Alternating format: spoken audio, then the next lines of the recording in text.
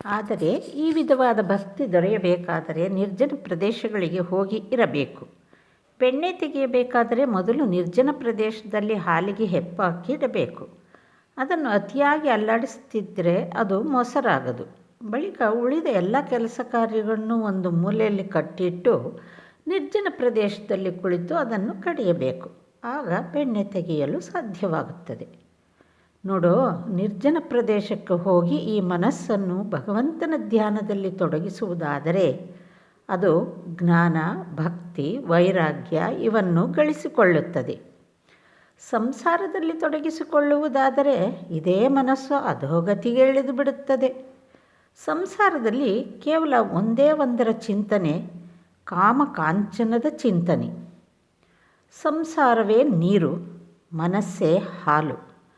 ಹಾಲನ್ನು ನೀರಿಗೆ ಸುರಿಸಿದರೆ ಅವೆರಡೂ ಬೆರೆತು ಒಂದಾಗಿ ಬಿಡುತ್ತವೆ. ಮತ್ತು ಶುದ್ಧ ಹಾಲು ಬೇಕೆಂದರೆ ಕಣ್ಣ ಮೇಲೆ ಕಣ್ಣಿಟ್ಟು ಹುಡುಕಿದರೂ ಅದು ದೊರೆಯುವ ಹಾಗೇ ಇಲ್ಲ. ಆದರೆ ಹಾಲಿಗೆ ಹೆಪ್ಪು ಹಾಕಿ ಮೊಸರು ಮಾಡಿ ಬೆಣ್ಣೆ ತೆಗೆದು ಅದನ್ನು ನೀರಿನಲ್ಲಿ ಇಟ್ಟರೆ ಅದು ಅಲ್ಲಿ ತೇಲಾರಂಭಿಸುತ್ತೆ. ಭಗವಂತನ ಧ್ಯಾನದೊಡನೆ ವಿಚಾರ ಮಾಡುವುದು ಅತ್ಯಂತ ಅವಶ್ಯಕ. ಕಾಮ ಕಾಂಚನ ಅನಿತ್ಯ, ಭಗವಂತನೇ ಏಕಮಾತ್ರ ವಸ್ತು. ಹಣದಿಂದ ಏನು ದೊರೆಯುತ್ತದೆ? ಅನ್ನಾಹಾರ, ಬಟ್ಟೆ ಬರೆ, ಮನೆ ಮಠ, ಇಷ್ಟು ಮಾತ್ರ. ಭಗವಂತನ ಸಾಕ್ಷಾತ್ಕಾರ ಎಂದಿಗೂ ದೊರೆಯದು.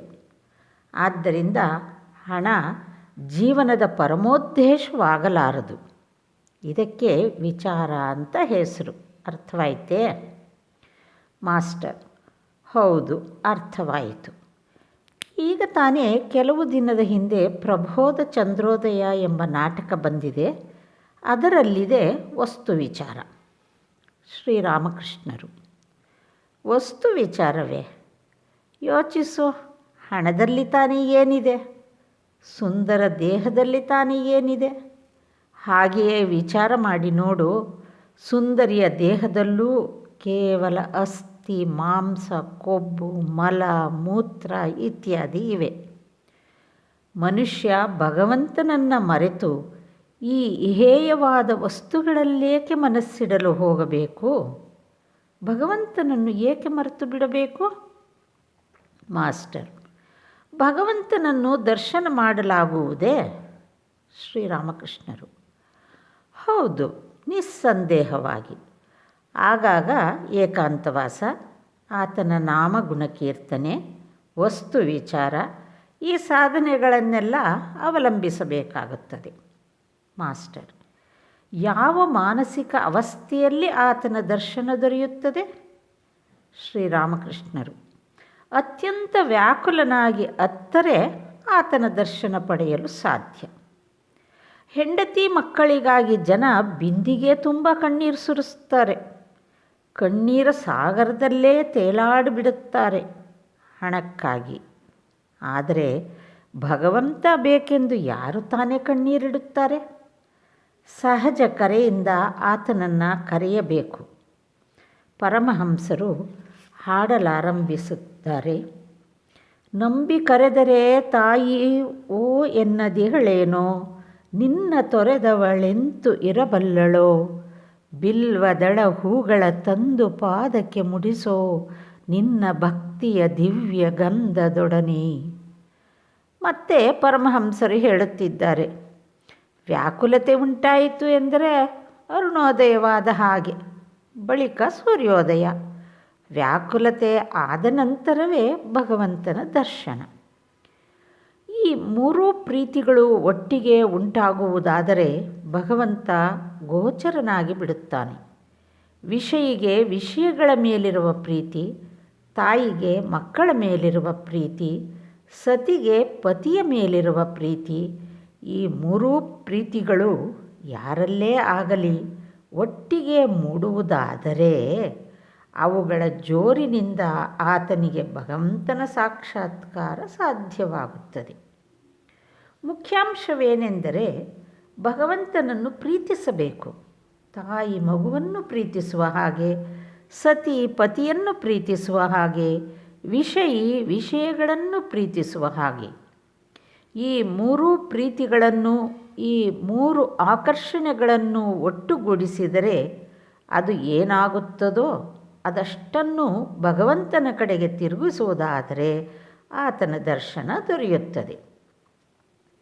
ವ್ಯಾಕುಲನಾಗಿ ಆತನನ್ನು ಕರೆಯಬೇಕು. ಬೆಕ್ಕಿನ ಮರಿಗೆ ಕೇವಲ ಮಿಯಾವ್ ಮಿಯಾವ್ ಅಂತ ತನ್ನ ತಾಯಿಯನ್ನು ಕರೆಯುವುದೊಂದೇ ಗೊತ್ತಿರುವುದು. ತಾಯಿ ಅದನ್ನು ಎಲ್ಲಿ ಇಡುವಳೋ ಅಲ್ಲೇ ಬಿದ್ದಿರುತ್ತದೆ. ಕೆಲವು ವೇಳೆ ಅಡುಗೆ ಮನೆಯಲ್ಲಿ, ಇನ್ನು ಕೆಲವು ವೇಳೆ ನೆಲದ ಮೇಲೆ, ಮತ್ತು ಕೆಲವು ವೇಳೆ ಹಾಸಿಗೆ ಮೇಲೆ ಇಡುತ್ತೆ. ಅದಕ್ಕೇನಾದರೂ ತೊಂದರೆ ಬಂದರೆ ಅದು ಕೇವಲ ಮಿಯಾವ್ ಮಿಯಾವ್ ಅಂತ ಕೂಗುತ್ತದೆ. ಅದಕ್ಕೆ ಇನ್ನು ಬೇರೆ ಏನೂ ಗೊತ್ತಿಲ್ಲ. ತಾಯಿ ಬೆಕ್ಕು ಎಲ್ಲಿದ್ದರೆ ತಾನಿಗೇನು? ಈ ಮಿಯಾವ್ ಮಿಯಾವ್ ಎಂಬ ಶಬ್ದ ಕೇಳಿದೊಡನೆಯೇ ಮರಿ ಹತ್ತಿರಕ್ಕೆ ಬಂದು ಬಿಡುತ್ತದೆ. ಮಾಸ್ಟರಿಗೆ ಪರಮಹಂಸರ 3ನೇ ದರ್ಶನ ದೊರೆತದು ಮತ್ತೊಂದು ಭಾನುವಾರ ಅಪರಾಹ್ನದಲ್ಲಿ. ಹಿಂದಿನ 2 ಭೇಟಿಗಳೇ ಆತನ ಹೃದಯದಲ್ಲಿ ದೊಡ್ಡ ಪರಿವರ್ತನೆಯನ್ನು ತಂದುಬಿಟ್ಟಿದ್ದುವು. ಹಗಲು ഇരുಳು ಶ್ರೀರಾಮಕೃಷ್ಣರ ಸಂಬಂಧವಾಗಿ, ವಿಶೇಷತಃ ಆಧ್ಯಾತ್ಮಿಕ ಗಂಭೀರ ತತ್ವಗಳನ್ನು ಅವರು ಎಷ್ಟು ಸುಲಭವಾಗಿ ಸಾಮಾನ್ಯರಿಗೂ ಅರಿವಾಗುವ ರೀತಿಯಲ್ಲಿ ತಿಳಿಸುತ್ತಿದ್ದಾರೆ ಎಂಬುದರ ವಿಷಯವಾಗಿ ಚಿಂತಿಸುತ್ತಲೇ ಇದ್ದ. ಇಂಥ ಮಹಾಪುರುಷರನ್ನು ಆತ ಹಿಂದೆ ಎಂದೂ ಸಂಧಿಸಿರಲಿಲ್ಲ. ಪರಮಹಂಸರು ತಮ್ಮ ಚಿಕ್ಕ ಮಂಚದ ಮೇಲೆ ಕುಳಿತುಕೊಂಡಿದ್ದಾರೆ. ಕೊಠಡಿ ಭಕ್ತರಿಂದ ತುಂಬಿದೆ. ರಜಾ ದಿನವಾದ್ದರಿಂದ ಅನೇಕ ಭಕ್ತರು ಬಂದಿದ್ದಾರೆ. ಅವರಾರ ಪರಿಚಯವೂ ಮಾಸ್ಟರಿಗೆ ಇನ್ನೂ ಆಗಿರಲಿಲ್ಲ. ಆದ್ದರಿಂದ ಆತ ಒಂದು ಮೂಲೆಯಲ್ಲಿ ಕುಳಿತುಕೊಂಡಿದ್ದಾನೆ. ಪರಮಹಂಸರು ಹಸನ್ಮುಖಿಗಳಾಗಿ ಭಕ್ತರೊಡನೆ ಮಾತುಕತೆ ಆಡುತ್ತಿದ್ದಾರೆ. ಪರಮಹಂಸರು 19 ವಯಸ್ಸಿನ ಒಬ್ಬ ಹುಡುಗನನ್ನುದ್ದೇಶಿಸಿ ಆತನ ಕಡೆಗೆ ಬಾಗಿ ಆನಂದದಿಂದ ಏನೇನೋ ಆತನೊಡನೆ ಮಾತನಾಡುತ್ತಿದ್ದಾರೆ. ಆತನ ಹೆಸರು ನರೇಂದ್ರ. ಕಾಲೇಜಿನಲ್ಲಿ ಓದುತ್ತಿದ್ದಾನೆ. ಸಾಧಾರಣ ಬ್ರಾಹ್ಮ ಸಮಾಜಕ್ಕೆ ಹೋಗಿ ಬರುತ್ತಾ ಇದ್ದಾನೆ. ಆತನ ಮಾತುಕತೆಗಳು ತೇಜಃಪುಂಜವಾಗಿವೆ, ಕಣ್ಣು ಉಜ್ವಲವಾಗಿವೆ. ಭಕ್ತನ ಅವಲೋಕನ ಭಗವದಭಿಮುಖವಾಗಿರುವುದನ್ನು ವಿಷಯಾಸಕ್ತ ಸಂಸಾರಿಗಳು ಯಾವ ರೀತಿ ನಿಂದಿಸುತ್ತಾರೆ ಎಂಬ ವಿಷಯವಾಗಿ ಮಾತುಕತೆ ಆಗಿರಬೇಕೆಂದು ಮಾಸ್ಟರ್ ಊಹಿಸಿದ. ಈ ಜಗತ್ತಿನಲ್ಲಿ ಅಂಥವರು ಎಷ್ಟೊಂದು ಅಸಂಖ್ಯರಾಗಿದ್ದಾರೆ. ಅವರೊಡನೆ ಹೇಗೆ ವ್ಯವಹರಿಸಬೇಕು ಎಂಬುದರ ವಿಷಯವಾಗಿ ಮಾತುಕತೆ ಆಗುತ್ತಿದೆ. ಶ್ರೀರಾಮಕೃಷ್ಣರು ನರೇಂದ್ರನಿಗೆ, ನರೇಂದ್ರ, ನೀನೇನು ಹೇಳ್ತೀಯೇ? ಪ್ರಾಪಂಚಿಕರು ಎಷ್ಟೊಂದಾಗಿ ಆಡಿಕೊಳ್ಳುತ್ತಾರೆ, ಏನು ಕತೆ? ಆದರೆ ನೋಡು, ಆನೆ ನಡೆದು ಹೋಗುವಾಗ ಅದರ ಹಿಂದೆ ಎಷ್ಟೊಂದು ಪ್ರಾಣಿಗಳು ಎಷ್ಟೊಂದು ವಿಧವಾಗಿ ಚೀತ್ಕಾರ ಮಾಡುತ್ತೆ. ಆದರೂ ಅದು ಮಾತ್ರ ಹಿಂತಿರುಗಿ ನೋಡುವುದೇ ಇಲ್ಲ. ನಿನ್ನನ್ನು ಯಾರಾದರೂ ನಿಂದಿಸಿದರೆ ನಿನಗೇನನ್ನಿಸುತ್ತೆ? ನರೇಂದ್ರ, ನಾನು ಭಾವಿಸುತ್ತೇನೆ, ನಾಯಿ ಬೋ ಬೋ ಅನ್ನುತ್ತಿದೆ. ಶ್ರೀರಾಮಕೃಷ್ಣರು ನಗುತ್ತಾ, ಬೇಡಪ್ಪ, ಅಷ್ಟು ದೂರ ಹೋಗಬೇಡ. ಭಗವಂತ ಸರ್ವಭೂತಗಳಲ್ಲಿಯೂ ಇದ್ದಾನೆ. ಆದರೆ ನೀನು ಒಳ್ಳೆಯವರೊಡನೆ ಹೆಚ್ಚಾಗಿ ಬೆರೆಯಬಹುದು, ಕೆಟ್ಟವರಿಂದ ಬಹಳ ದೂರದಲ್ಲೇ ಇರಬೇಕು. ಹುಲಿಯಲ್ಲಿಯೂ ಭಗವಂತ ಇದ್ದಾನೆ, ಹಾಗೆಂದು ಅದನ್ನು ಆಲಿಂಗನ ಮಾಡಿಕೊಳ್ಳಲಾಗುವುದಿಲ್ಲವಲ್ಲ.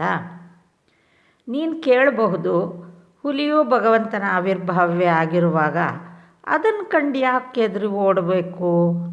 ಉತ್ತರ, ಓಡಿ ಹೋಗು ಎಂಬುದಾಗಿ ಹೇಳುವವರೂ ಭಗವದ್ ಆವಿರ್ಭಾವಿಗಳೇ. ಅವರ ಮಾತಿಗೆ ಏಕೆ ಬೆಲೆ ಕೊಡಬಾರದು? ಒಂದು ಕತೆ ಕೇಳು.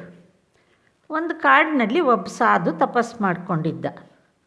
ಆತನಿಗೆ ಅನೇಕ ಮಂದಿ ಶಿಷ್ಯರಿದ್ದರು. ಆತ ಒಂದಿನ ಶಿಷ್ಯರಿಗೆ ಉಪದೇಶ ಕೊಟ್ಟ, ಸರ್ವಭೂತಗಳಲ್ಲಿಯೂ ಭಗವಂತನಿದ್ದಾನೆ. ಇದನ್ನು ಅರಿತುಕೊಂಡು ಅವುಗಳಿಗೆ ನಮಸ್ಕಾರ ಮಾಡಬೇಕು. ಒಂದು ದಿನ ಒಬ್ಬ ಶಿಷ್ಯ ಹೋಮಕ್ಕೆ ಸಮಿತ್ತು ತರಲು ಕಾಡಿಗೆ ಹೋದ. ಅಲ್ಲಿ ಇದ್ದಕ್ಕಿದ್ದ ಹಾಗೆ ಒಂದು ಬೊಬ್ಬೆ ಕೇಳಿಬಂತು. ಇಲ್ಲಿರೋರೆಲ್ಲ ಓಡೋಗ್ಬಿಡಿ, ಎಂದು ಮದಿಸಿದ ಆನೆ ಬರ್ತಾ ಇದೆ. ಎಲ್ಲರೂ ಕಂಬಿ ಕಿತ್ತರು. ಆದರೆ ಶಿಷ್ಯ ಮಾತ್ರ ಕದಲಿಲ್ಲ. ಆತ ವಿಚಾರದಲ್ಲಿ ತೊಡಗಿದ. ಆನೆನೂ ಭಗವಂತನು ಒಂದು ರೂಪ, ಅದರಿಂದ ನಾನೇಕೆ ಎದುರು ಓಡೋಗಲಿ? ಅಲ್ಲೇ ನಿಂತು ನಮಸ್ಕಾರ ಹಾಕಿ ಸ್ತೋತ್ರ ಮಾಡಲಾರಂಭಿಸಿದ. ಇದನ್ನು ನೋಡಿ ಮಾವುತ ಗಂಟಲು ಕಿತ್ತು ಹೋಗುವ ಹಾಗೆ ಕಿರುಚಿಕೊಳ್ಳಲಾರಂಭಿಸಿದ. ಓಡು ಹೋಗು. ಹಾಗೂ ಶಿಷ್ಯ ಕದಲ್ಲೇ ಇಲ್ಲ. ಕೊನೆಗೆ ಆನೆ ಬಂದು ಅವನನ್ನು ಸೊಂಡಿಲಿನಿಂದ ಎತ್ತಿ ಒಂದು ಕಡೆ ಬಿಸಾಡಿ ಹೊರಟೋಯ್ತು. ಶಿಷ್ಯನ ಮೈಯೆಲ್ಲ ಕಿತ್ತು ಹೋಗಿ ಪ್ರಜ್ಞೆ ತಪ್ಪಿ ನೆಲದ ಮೇಲೆ ಬಿದ್ದಿರಬೇಕಾಯಿತು. ಈ ಸಮಾಚಾರ ಕೇಳಿ ಗುರು ಮತ್ತು ಉಳಿದ ಶಿಷ್ಯರು ಕ್ಷಣ ಮಾತ್ರದಲ್ಲಿ ಅಲ್ಲಿಗೆ ಬಂದು ಆತನನ್ನು ಆಶ್ರಮಕ್ಕೆ ಎತ್ತಿಕೊಂಡು ಹೋದರು. ಔಷಧೋಪಚಾರಗಳ ನಂತರ ಅವನಿಗೆ ಪ್ರಜ್ಞೆ ಬಂತು. ಒಬ್ಬ ಅವನನ್ನು ಕೇಳ್ದ, ಆನೆ ಬರ್ತಿದೆ ಎಂಬುದಾಗಿ ಕೇಳಿನೂ ಏಕೆ ಆ ಸ್ಥಳ ಬಿಟ್ಟು ಕದಲಿಲ್ಲ? ಆತ ಹೇಳ್ದ, ಗುರುಗಳು ನಮಗೆ ತಿಳಿಸಿದ್ರು, ಭಗವಂತನೇ ಮನುಷ್ಯ, ಜೀವ, ಜಂತು ಇವೇ ಮೊದಲಾದ ರೂಪಗಳನ್ನು ಧರಿಸಿದ್ದಾನೆ. ಆದ್ದರಿಂದ ಆತ ಆನೆಯ ರೂಪದಲ್ಲಿ ಬರುತ್ತಿರುವುದನ್ನು ನೋಡಿ ಆ ಸ್ಥಳ ಬಿಟ್ಟು ಕದಲಲಿಲ್ಲ. ಇದನ್ನು ಕೇಳಿ ಗುರು ಹೇಳಿದರು, ಮಗು, ಭಗವಂತ ಆನೆ ರೂಪದಲ್ಲಿ ಬರುತ್ತಿದ್ದುದೇನೋ ನಿಜ, ಆದರೆ ಮಾವಟಿಗನ ರೂಪದಲ್ಲಿದ್ದ ಭಗವಂತ ತಿಳಿಸ್ದ ಅಲ್ಲಿ ನಿಲ್ಲಕೂಡದು ಎಂಬುದಾಗಿ.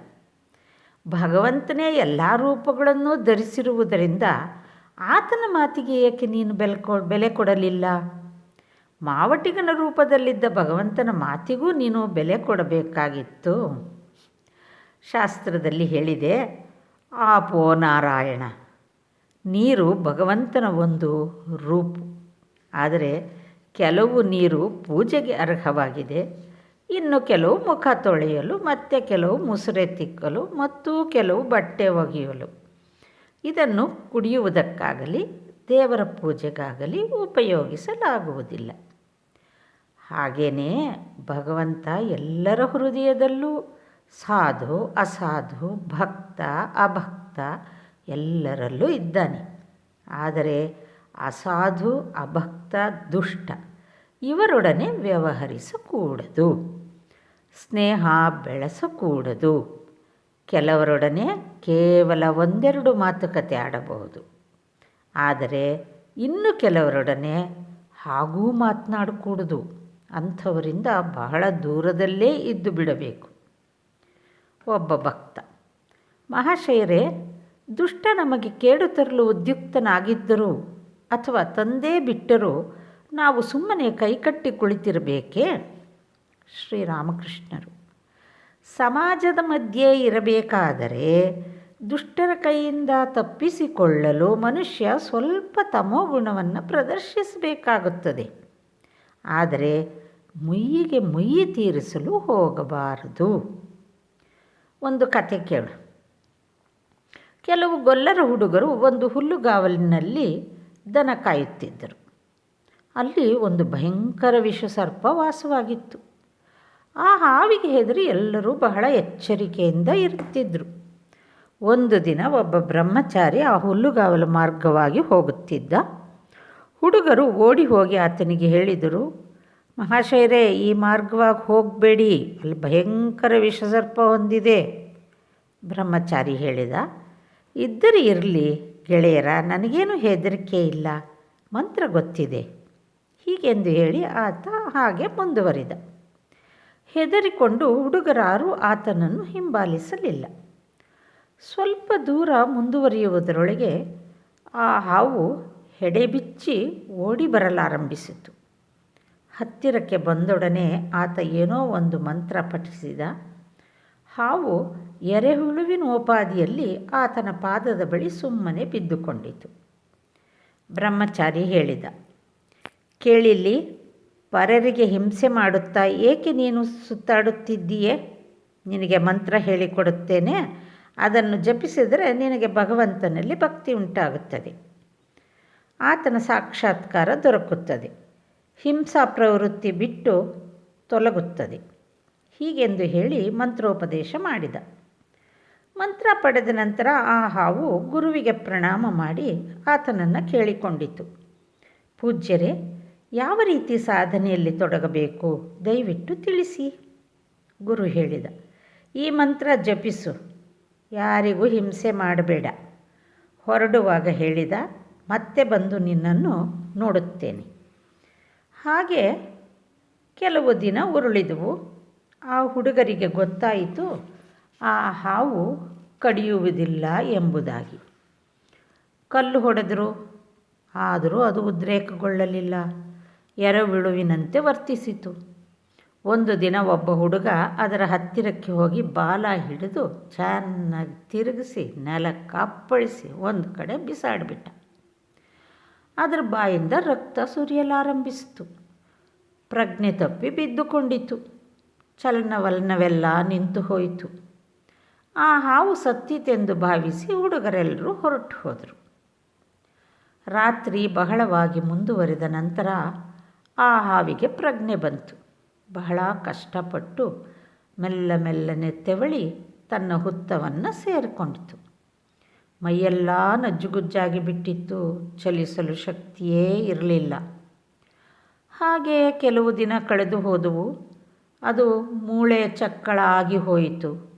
ರಾತ್ರಿ ವೇಳೆ ತನ್ನ ಆಹಾರಕ್ಕಾಗಿ ಆಗಾಗ ಹೊರಗೆ ಬರುತ್ತಿತ್ತು. ಹಗಲು ವೇಳೆ ಹುಡುಗರಿಗೆ ಹೆದರಿ ಹುತ್ತದಿಂದ ಹೊರಕ್ಕೆ ಬರುತ್ತಲೇ ಇರಲಿಲ್ಲ. ಮಂತ್ರ ಪಡೆದಂದಿನಿಂದ ಯಾರಿಗೂ ಹಿಂಸೆ ಮಾಡುತ್ತಿರಲಿಲ್ಲ. ಕಸ, ಕಡ್ಡಿ, ಎಲೆ, ಮರದಿಂದ ಬಿದ್ದ ಹಣ್ಣು ಹಂಪಲು ಇವನ್ನು ತಿಂದೇ ಪ್ರಾಣಧಾರಣೆ ಮಾಡಿಕೊಳ್ಳುತ್ತಿತ್ತು. ಸುಮಾರು 1 ವರ್ಷ ಕಳೆದ ನಂತರ ಆ ಬ್ರಹ್ಮಚಾರಿ ಅದೇ ಮಾರ್ಗವಾಗಿ ಬಂದು ಆ ಹಾವನ್ನು ಹುಡುಕಿದ. ಗೊಲ್ಲರ ಹುಡುಗರು ಆ ಹಾವು ಸತ್ತು ಹೋಯಿತು ಎಂದು ಹೇಳಿದರು. ಬ್ರಹ್ಮಚಾರಿ ನಂಬಲಿಲ್ಲ. ಆತನಿಗೆ ಗೊತ್ತಿತ್ತು ಮಂತ್ರ ಸಿದ್ಧಿಯಾದ ಹೊರತು ಅದು ಸಾಯುವುದಿಲ್ಲ ಎಂಬುದು. ಹಾಗೇ ಹುಡುಕಿಕೊಂಡು ಅದು ವಾಸವಾಗಿದ್ದ ಸ್ಥಳಕ್ಕೆ ಹೋಗಿ ತಾನು ಕೊಟ್ಟಿದ್ದ ಹೆಸರಿನಿಂದ ಅದನ್ನು ಕೂಗಲಾರಂಭಿಸಿದ. ಗುರುವಿನ ಧ್ವನಿಯನ್ನು ಕೇಳಿ ಅದು ಹುತ್ತದಿಂದ ಹೊರಕ್ಕೆ ಬಂದು ಅತ್ಯಂತ ಶ್ರದ್ಧಾಭಕ್ತಿಯಿಂದ ಆತನಿಗೆ ಪ್ರಣಾಮ ಮಾಡಿತು. ಬ್ರಹ್ಮಚಾರಿ ಕೇಳಿದ, ಕ್ಷೇಮವೇ? ಅದು ಹೇಳಿತು, ಹೌದು, ಕ್ಷೇಮದಿಂದಿದ್ದೇನೆ. ಬ್ರಹ್ಮಚಾರಿ ಹೇಳಿದ, ಆದರೆ ನೀನೇಕೆ ಇಷ್ಟು ಕಂಗೆಟ್ಟು ಹೋಗಿದ್ದೀಯೇ? ಹಾವು ಹೇಳಿತು, ಪೂಜ್ಯರೇ, ತಾವು ಉಪದೇಶವಿತ್ತಿದ್ದೀರಿ, ಯಾರಿಗೂ ಹಿಂಸೆ ಮಾಡಕೂಡದು ಎಂಬುದಾಗಿ. ಅದಕ್ಕಾಗಿ ಎಲೆ, ಹಣ್ಣು ಹಂಪಲು ತಿನ್ನುತ್ತಿರೋದ್ರಿಂದ ಶರೀರ ಬಹುಶಃ ಕೃಶವಾಗಿ ತೋರುತ್ತಿರಬಹುದು. ಅದರ ಹೃದಯದಲ್ಲಿ ಸತ್ವಗುಣ ಬೆಳೆದು ಬಿಟ್ಟಿದ್ದರಿಂದ ಅದಕ್ಕೆ ಯಾರ ಮೇಲೂ ಕ್ರೋಧವಿರಲಿಲ್ಲ. ಆ ಗೊಲ್ಲರ ಹುಡುಗರು ತನ್ನನ್ನು ಕೊಂದು ಹಾಕಲು ಯತ್ನಿಸಿದ್ದನ್ನು ಅದು ಮರೆತೇ ಬಿಟ್ಟಿತ್ತು. ಬ್ರಹ್ಮಚಾರಿ ಹೇಳಿದ, ಕೇವಲ ಆಹಾರಾಭಾವದಿಂದಲೇ ಈ ದುರವಸ್ಥೆ ಉಂಟಾಗದು. ನಿಶ್ಚಯವಾಗಿ ಬೇರೆ ಏನೋ ಕಾರಣವಿರಬೇಕು. ಯೋಚಿಸಿ ನೋಡು. ಗೊಲ್ಲರ ಹುಡುಗರು ತನ್ನನ್ನು ಚೆನ್ನಾಗಿ ನೆಲಕ್ಕೆ ಅಪ್ಪಳಿಸಿದ್ದರ ಜ್ಞಾಪಕ ಅದಕ್ಕೆ ಬಂತು. ಅದು ಹೇಳಿತು, ಪೂಜ್ಯರೇ, ಈಗ ನನ್ನ ಜ್ಞಾಪಕಕ್ಕೆ ಬಂತು. ಒಂದು ದಿನ ಆ ಗೊಲ್ಲರ ಹುಡುಗರು ನನ್ನನ್ನು ನೆಲಕ್ಕಪ್ಪಳಿಸಿದರು. ಏನೆಂದರೂ ಅವರಿನ್ನೂ ಅರಿಯದ ಹುಡುಗರು. ನನ್ನ ಮನಸ್ಸಿನಲ್ಲಿ ಎಂಥ ಬದಲಾವಣೆ ಆಗಿಬಿಟ್ಟಿದೆ ಎಂಬುದು ಅವರಿಗೆ ಗೊತ್ತಾಗಲಿಲ್ಲ.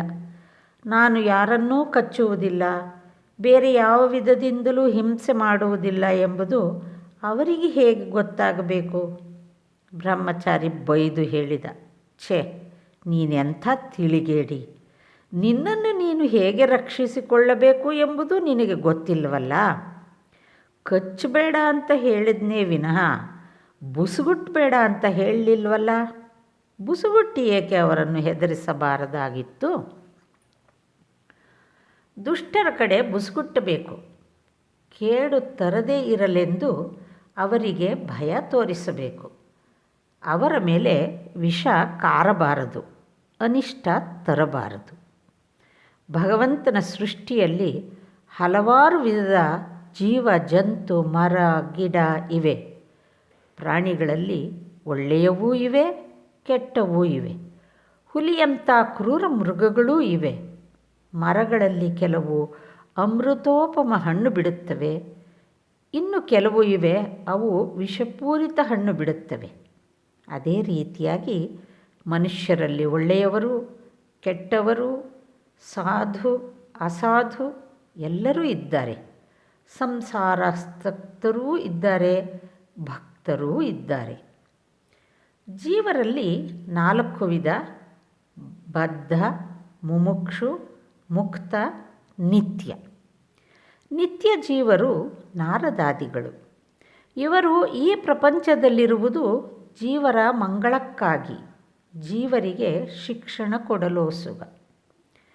ಬದ್ಧ ಜೀವರು ವಿಷಯಾಸಕ್ತರಾಗಿರುತ್ತಾರೆ, ಭಗವಂತನನ್ನು ಮರೆತು ಇರುತ್ತಾರೆ, ಮರೆತೂ ಕೂಡ ಭಗವಂತನ ನೆನೆಯೋದಿಲ್ಲ. ಮುಮುಕ್ಷು ಜೀವರು ಎಂದರೆ ಮುಕ್ತರಾಗಲು ಇಚ್ಛೆ ಪಡುವವರು. ಆದರೆ ಇವರಲ್ಲಿ ಕೆಲವರು ಜಯಶೀಲರಾಗುತ್ತಾರೆ, ಇನ್ನು ಕೆಲವರು ಆಗುವುದಿಲ್ಲ. ಮುಕ್ತ ಜೀವರು ಈ ಪ್ರಪಂಚದಲ್ಲಿ ಕಾಮಕಾಂಚನದಿಂದ ಬಂಧಿತರಾಗದವರು. ಉದಾಹರಣೆಗೆ ಸಾಧು ಮಹಾತ್ಮರು. ಇವರ ಹೃದಯದಲ್ಲಿ ವಿಷಯ ಬುದ್ಧಿ ಲೇಷ ಮಾತ್ರವೂ ಇರದು. ಸರ್ವದಾ ಹರಿಪಾದ ಪದ್ಮ ಚಿಂತನೆ ಮಾಡುತ್ತಿರುತ್ತಾರೆ. ಮೀನು ಹಿಡಿಯಲು ಕೆರೆಗೆ ಬಲೆ ಹಾಕುತ್ತಾರೆ.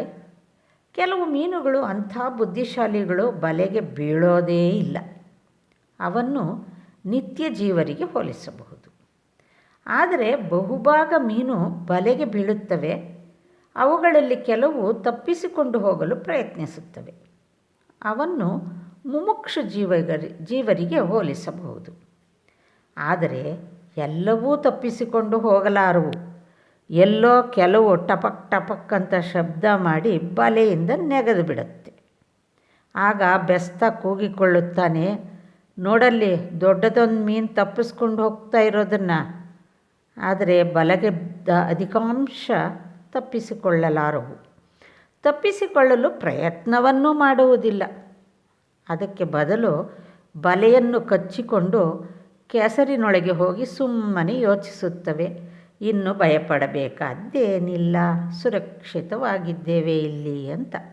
ಆದರೆ ಅವಕ್ಕೆ ಗೊತ್ತಿಲ್ಲ, ಬೆಸ್ತ ಸರ್ರಂತ ಬಲೆ ಎಳೆದು ತಮ್ಮನ್ನು ಹೊರಕ್ಕೆ ಹಾಕ್ತಾನೆ ಎಂಬುದು. ಇದನ್ನೇ ಬದ್ಧ ಜೀವರಿಗೆ ಹೋಲಿಸಬಹುದು. ಬದ್ಧ ಜೀವರು ಈ ಪ್ರಪಂಚದಲ್ಲಿ ಕಾಮಕಾಂಚನದಿಂದಲೇ ಬದ್ಧರಾಗಿರುತ್ತಾರೆ. ಕೈಕಾಲುಗಳಿಗೆ ಬೇಡಿ ಕಾಮಕಾಂಚನದಿಂದಲೇ ತಮಗೆ ಸುಖ ದೊರೆಯುತ್ತದೆ, ನಿರ್ಭಯರಾಗಿರಬಹುದು ಎಂಬುದಾಗಿ ಭಾವಿಸುತ್ತಾರೆ. ಅದರಿಂದಲೇ ಸರ್ವನಾಶ ಎಂಬುದು ಅವರಿಗೆ ಗೊತ್ತಿಲ್ಲ. ಬದ್ಧ ಜೀವ ಸಾಯುವಾಗ ಆತನ ಹೆಂಡತಿ ಹೇಳುತ್ತಾಳೆ, ನೀವೇನೋ ಹೊರಟು ಬಿಟ್ರಿ, ನನಗೇನು ಮಾಡಿ ಹೋಗುತ್ತಾ ಇದ್ದೀರಿ. ಮಾಯೆ ಅಂಥದ್ದು. ದೀಪ ಸ್ವಲ್ಪ ದಪ್ಪವಾಗಿ ಉರಿಯುತ್ತಿದ್ದರೆ ಬದ್ಧ ಜೀವ ಹೇಳುತ್ತಾನೆ, ಎಣ್ಣೆ ಹೆಚ್ಚಾಗಿ ಖರ್ಚಾಗುತ್ತೆ, ಬತ್ತಿ ಕಡಿಮೆ ಮಾಡು. ಆದರೆ ಆತ ಮಲಗಿರುವುದು ಮೃತ್ಯುಶಯ್ಯೆಯಲ್ಲಿ. ಬದ್ಧ ಜೀವರು ಭಗವತ್ ಚಿಂತನೆ ಮಾಡುವುದೇ ಇಲ್ಲ. ಸಮಯ ದೊರೆತರೆ ಕಾಡು ಹರಟೆ, ಇಲ್ಲದಿದ್ದರೆ ಕೆಲಸಕ್ಕೆ ಬಾರದ ಕೆಲಸ ಇವುಗಳಲ್ಲಿ ತೊಡಗುತ್ತಾರೆ.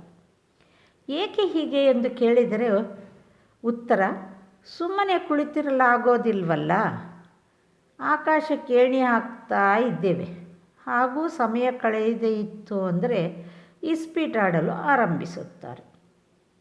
ಕೊಠಡಿಯಲ್ಲಿ ನಿಶ್ಶಬ್ದತೆ ತಾಂಡವವಾಡುತ್ತಿದೆ.